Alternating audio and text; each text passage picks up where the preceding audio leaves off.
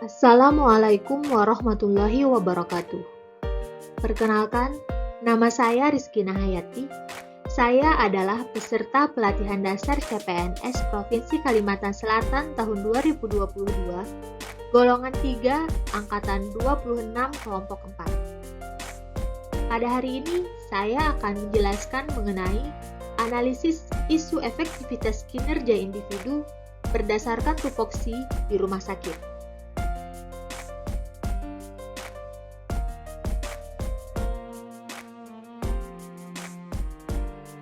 Yang pertama, kita harus mengetahui mengenai isu.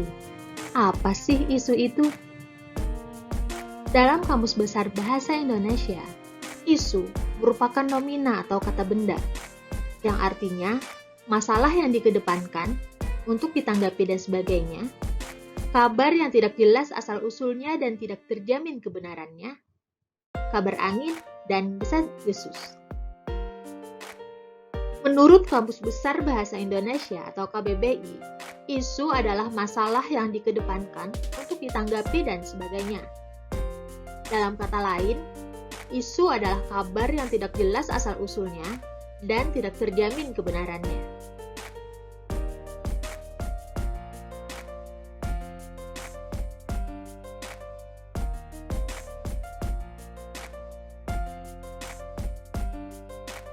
Dalam pemecahan isu, ada langkah-langkah yang harus kita ikuti. Langkah-langkah tersebut berupa identifikasi beberapa isu sesuai efektivitas kinerja, menentukan prioritas menggunakan metode USG, menganalisis sampai ke akar masalah menggunakan fishbone diagram, melakukan analisis SWOT, dan memberikan alternatif pemecahan masalah.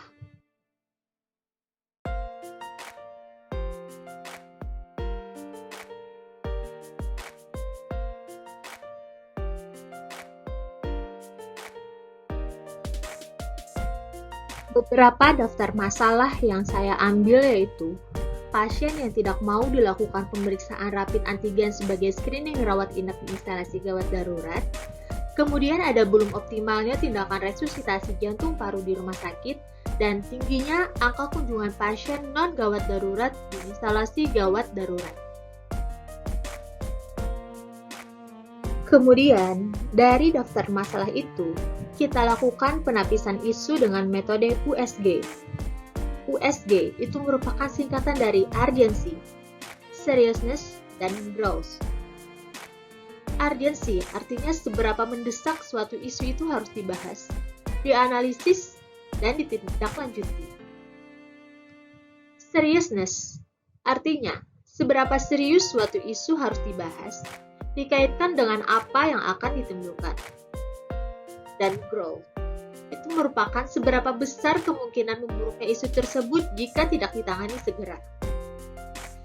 Di sini kita akan memberikan scoring, yang mana 5 itu sangat mendesak, 4 mendesak, 3 cukup mendesak, 2 tidak mendesak, dan 1 sangat tidak mendesak.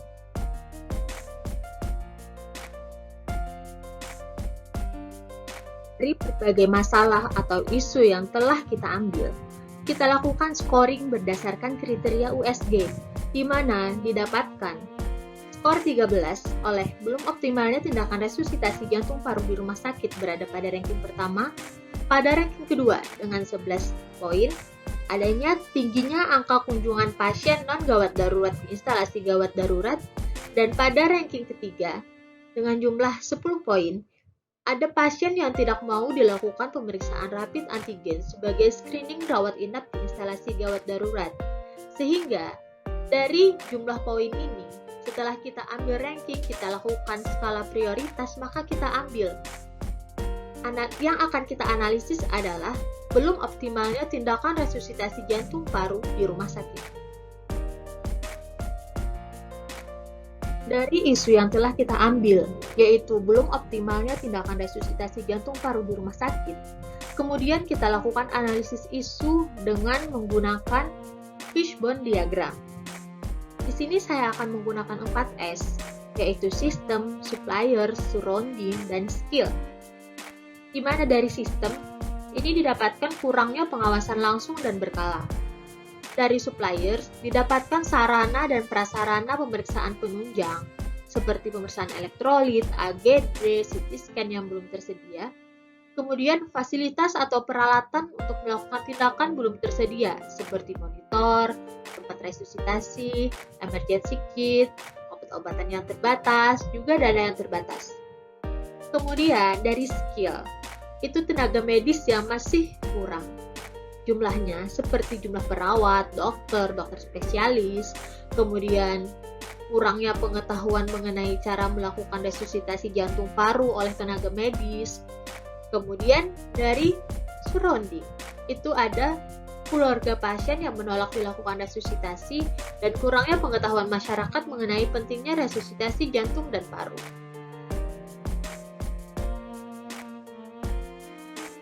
Kemudian kita lakukan analisis SWOT. Dari strength atau kekuatan, itu didapatkan tersedianya sarana seperti ruangan aula dan prasarana seperti laptop dan wifi untuk meningkatkan pengetahuan.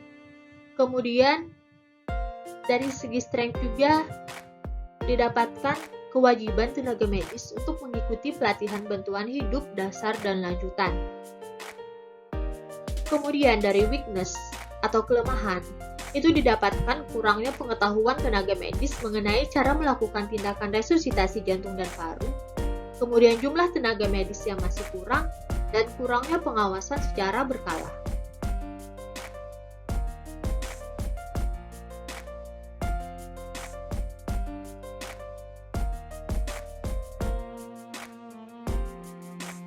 Kemudian dilakukan analisis berdasarkan opportunities atau kesempatan. Di sini kesempatannya adalah pelatihan mengenai bantuan hidup dasar dan lanjutan sudah banyak tersedia di berbagai tempat. Tetapi ada ancaman juga.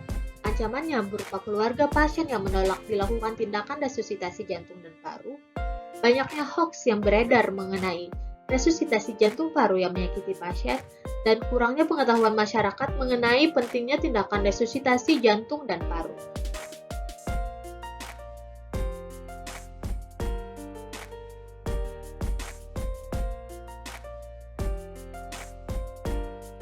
Rekomendasi penyelesaian isu dari kekuatan dan kesempatan itu diambil tersedianya sarana dan prasarana untuk meningkatkan pengetahuan ditunjang dengan pelatihan mengenai bantuan hidup dasar dan lanjutan sudah banyak tersedia. Kemudian, pelatihan mengenai bantuan hidup dasar dan lanjutan sudah banyak tersedia, sehingga dapat membantu tenaga medis untuk mengikuti pelatihan bantuan hidup dasar dan lanjutan. Kemudian, dari kelemahan dan kesempatan, itu didapatkan kurangnya pengetahuan tenaga medis mengenai cara melakukan tindakan resusitasi jantung dan paru dapat diatasi dengan melakukan pelatihan mengenai bantuan hidup dasar dan lanjutan. Tenaga medis yang masih kurang dapat dioptimalkan dengan melakukan pelatihan yang rutin, dan tenaga yang sudah terlatih dapat melakukan pengawasan secara berkala. Segi kekuatan dan ancaman dapat dilakukan dengan tersedianya sarana dan prasarana untuk meningkatkan pengetahuan, diharapkan dapat membantu memberikan pengetahuan kepada masyarakat mengenai pentingnya resusitasi jantung dan paru, mematahkan hoaks yang beredar, sehingga keluarga pasien tidak menolak dilakukan tindakan resusitasi. Kemudian, tenaga medis yang telah mengikuti pelatihan diharapkan dapat membantu memberikan pengetahuan kepada masyarakat mengenai pentingnya tindakan resusitasi, mematahkan hoaks yang beredar, sehingga keluarga pasien tidak menolak untuk dilakukan tindakan resusitasi. Kemudian, dari segi kelemahan dan ancaman, itu dapat dilakukan dengan menambah media atau sarana edukasi dengan melibatkan pihak lain. Untuk alternatif penyelesaian masalah, itu dapat dilakukan dengan beberapa hal. Yang pertama, mengadakan pelatihan mengenai prosedur tindakan resusitasi jantung dan paru terhadap petugas kesehatan dengan tahapan berkoordinasi dengan pihak manajemen rumah sakit bagian pengadaan barang dan membuat surat usulan meminta sarana dan prasarana ke manajemen rumah sakit. Dengan output, tenaga medis menjadi terlatih dengan pihak yang terkait, manajemen rumah sakit dan tenaga medis. Alternatif yang kedua, yaitu dengan menyediakan sarana dan prasarana, yaitu peralatan kegawat daruratan, dengan tahapan berkoordinasi dengan pihak manajemen rumah sakit bagian pengadaan barang, membuat surat usulan permintaan sarana dan prasarana ke manajemen rumah sakit, dengan output tindakan resusitasi menjadi lebih optimal, dengan pihak yang terkait, manajemen rumah sakit dan tenaga medis. Alternatif yang ketiga, yaitu memberikan pengetahuan kepada masyarakat mengenai pentingnya tindakan resusitasi jantung dan paru dengan tahapan melakukan inform consent mengenai tindakan, dengan output keluarga pasien paham dan setuju mengenai resusitasi dengan pihak yang terkait, yaitu tenaga medis dan keluarga pasien. Yang dapat saya sampaikan mengenai analisis isu efektivitas kinerja individu berdasarkan tupoksi di rumah sakit. Terima kasih banyak atas kesempatan dan perhatiannya. Semoga bermanfaat dan sampai jumpa di video yang lain.